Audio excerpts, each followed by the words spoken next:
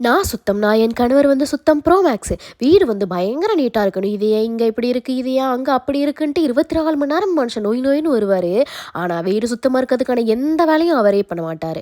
நம்ம தான் பண்ணணும். எப்படி நம்ம விடுவோமா? அதனால நாளைக்கு எல்லா வேலையும் அவர் தான் நம்ம வாங்கணும் அப்படின்ட்டு நான் நெனச்சுட்டு இருந்தேன். ஆனா என்னோட டர்ட்டி மைண்டுக்கோ என்னவோ தெரியல, நேத்து ஃபுல்லா எனக்கு பயங்கர ஃபீவரு எந்திரிக்கவே முடியல.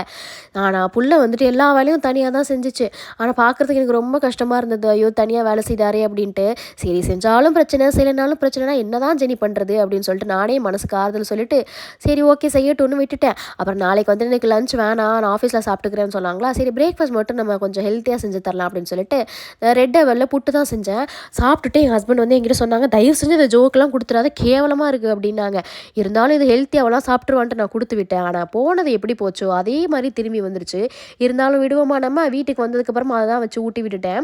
அதுக்கப்புறமே வரும்போது மீன் வாங்கலான்ட்டு போனா, அங்க எங்க அம்மா நகரன்னு சொல்லுவாங்க இந்த பிங்க் கலர் மீனு. ஆனா அவங்க சகரையோ, வகரையோ ஏதோ ஒண்ணு சொன்னாங்க. சரி இந்த கலர்ல தான் இருக்கும் பரவால்ல குடுங்கன்னு சொல்லிட்டு அந்த மீன் வாங்கிட்டு, கொஞ்சம் பிரான் வாங்கிட்டு வந்தேன். சரி பிரான கிளீன் பண்ணி வச்சுட்டு நாளைக்கு செஞ்சுக்கலான்ட்டு மீன் குழம்பு வச்சு சாப்பிட்டு முடிச்சுட்டோம்.